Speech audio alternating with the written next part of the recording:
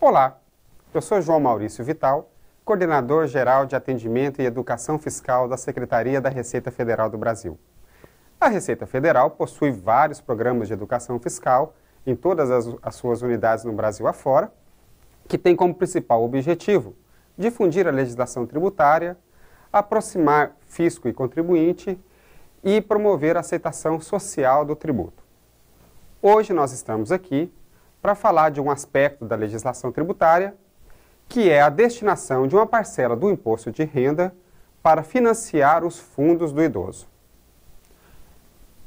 O Fundo do Idoso tem como objetivo financiar programas e ações que asseguram a efetiva autonomia, integração e participação do idoso na sociedade. É um assunto muito importante que afeta todos nós. A legislação permite que o contribuinte destine uma parcela do imposto que ele deveria pagar ao Estado para financiar esses fundos que são constituídos nos municípios, nos estados e nacionalmente também existe um fundo nacional.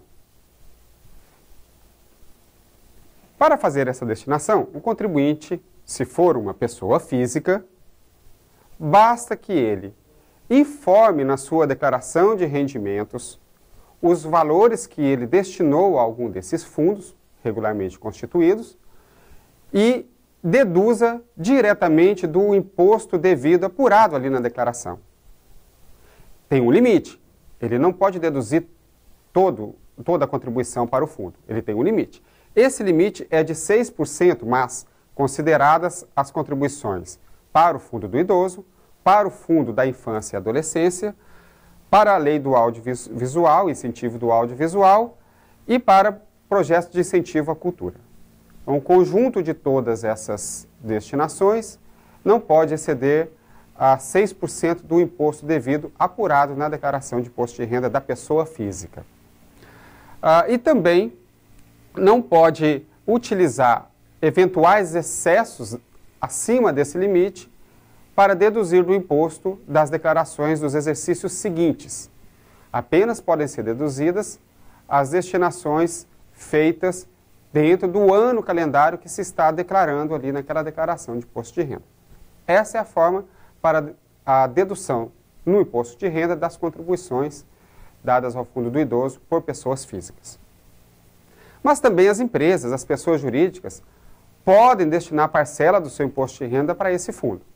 No caso das pessoas jurídicas, é necessário que sejam empresas optantes pelo lucro real, que sejam tributadas com base no lucro real. Essas empresas, quando apurarem o seu imposto, elas poderão destinar até 1% desse imposto devido a fundos do idoso. Ela poderá abater os valores que ela já tenha pago para os fundos do idoso. Importante destacar que empresas optantes pelo Simples, por falta de previsão legal, não podem deduzir do imposto a pagar a parcela eventualmente destinada a financiar fundos do idoso. Esse limite de 1% ele não concorre com nenhum outro limite da legislação tributária para a dedução do imposto de renda de pessoa jurídica. Ele é isolado. Então, ele não, diferentemente da pessoa física, ele não concorre com outras deduções do imposto. A contribuição para o fundo, ela pode se dar em espécie, em moeda ou em dinheiro. No caso de pessoas físicas ou jurídicas, é importante que essa contribuição em espécie seja depositada numa conta específica do fundo. É necessário, portanto, que o Fundo do Idoso possua registros e conta bancária para receber esses recursos. Apenas os recursos que são depositados em contas bancárias podem ser considerados para efeito de dedução do imposto de renda. Mas também, a contribuição para o Fundo do Idoso pode se dar com a doação de bens móveis ou bens imóveis. No caso de bens móveis ou imóveis, e se quem estiver doando for uma pessoa física, é importante observar o seguinte: o valor da doação é aquele valor que consta da declaração de imposto de renda de pessoa física, na declaração de bens.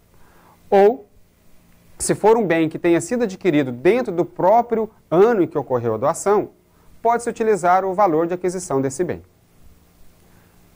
No caso das pessoas jurídicas, que também podem doar bens móveis ou imóveis, o valor a ser considerado é o valor contábil dos bens. Não é o valor residual, mas o valor contábil. Ou o valor de mercado, aquele que for maior. Igualmente, como nas pessoas físicas, se o bem tiver sido adquirido dentro do próprio ano em que foi feita a doação, pode-se considerar o valor de aquisição do bem.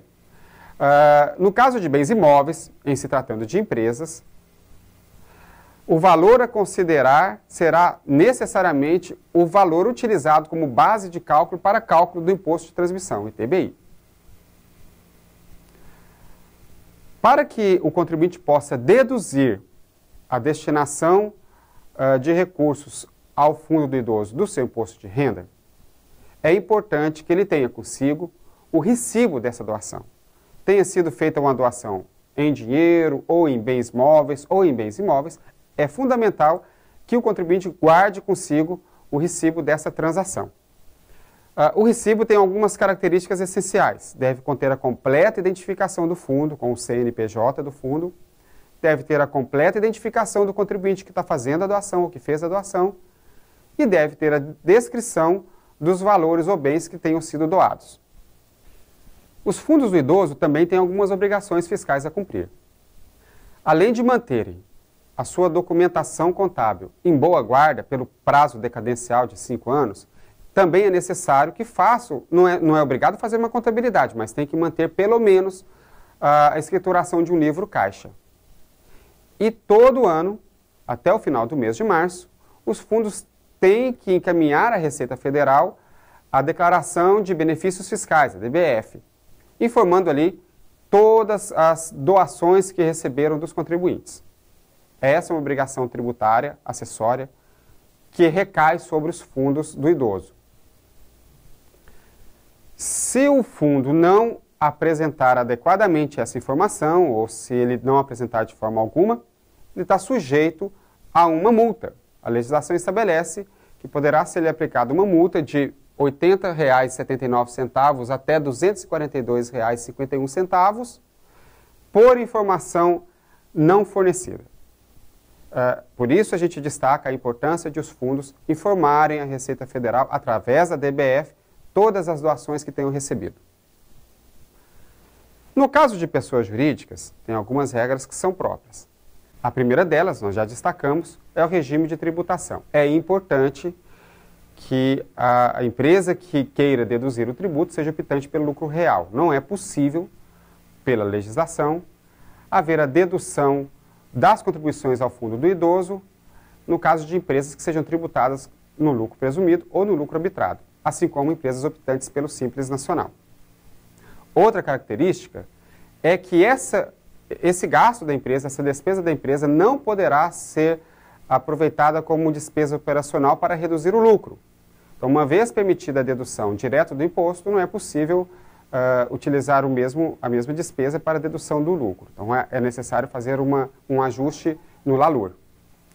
Uma outra característica típica das empresas é que o limite de 1% do imposto devido não concorre com nenhum outro incentivo fiscal, ou seja, é 1% apenas para o fundo do idoso, ainda que a empresa tenha utilizado de qualquer outro incentivo fiscal, como o Fundo da Criança e Adolescência, Lei do Audiovisual ou Programa de Incentivo à Cultura.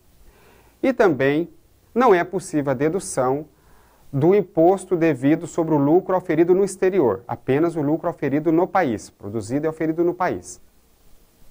Bom, vamos a um exemplo. No caso de pessoas físicas, por exemplo, digamos que um contribuinte tenha apurado na sua declaração de imposto de renda um imposto devido de R$ 7.000 e esse contribuinte não tenha feito nenhuma doação para o fundo do idoso. Se esse contribuinte teve um imposto de renda de R$ 7.000 e, digamos ainda, que no decorrer do ano ele tenha antecipado o imposto pagando carnê-leão ou imposto de renda na fonte no valor de R$ 6.500. Ora, quando ele fizer a sua declaração de imposto de renda, ainda restará um saldo de imposto a pagar no valor de R$ 500.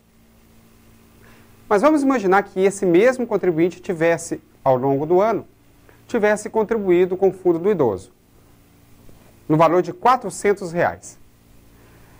Ele teria apurado o imposto devido de R$ 7.000. Desse imposto devido seria deduzida a contribuição feita ao fundo do idoso, no valor de R$ 400. Portanto, o imposto devido final dele seria de R$ 6.600. Se ele fez uma antecipação de imposto, ou imposto de renda na fonte, ou carnê-leão, no valor de R$ 6.500, ele vai apurar um imposto a pagar final na sua declaração de imposto de renda no valor de R$ 100. A diferença é justamente o valor que ele entregou ao fundo do idoso. Vamos agora a um exemplo de empresas, de pessoas jurídicas. Vamos supor que uma empresa tributada com base no lucro real tenha apurado na sua declaração um imposto devido no valor de R$ 300.150. Ora, digamos que essa empresa tenha feito contribuições para o fundo do idoso e queira deduzir essas contribuições do imposto. Está sujeito a um limite de 1% do imposto devido. Portanto, poderá deduzir até R$ 3.001,50. O imposto devido, afinal, será de R$ 297.148,50.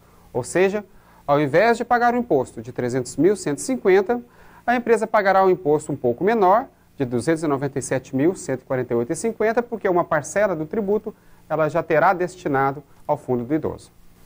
Bom, vamos agora a um passo a passo de como fazer essas contribuições para o fundo. O primeiro passo, o contribuinte, seja ele pessoa física ou pessoa jurídica, vai fazer um depósito na conta específica do fundo do idoso, fundo para o qual ele pretenda contribuir. Feito isso, deve pegar o recibo do depósito e encaminhar ao fundo com todos os dados daquela destinação. O fundo, por sua vez, vai identificar o depósito e vai encaminhar ao contribuinte de volta o recibo daquela sua contribuição. Basta isso, o contribuinte estará amparado para fazer a sua dedução na declaração do imposto de renda. Se quiser saber um pouco mais, basta consultar a legislação. A legislação é simples, que trata dessa matéria. São basicamente dois atos normativos. A Lei 12.231, de 2010, e a Instrução Normativa da Receita Federal, número 1131, de 2011. E qualquer dúvida, entre em contato com a Receita Federal através do telefone 146 ou através do nosso sítio www.receita.fazenda.gov.br. Muito obrigado.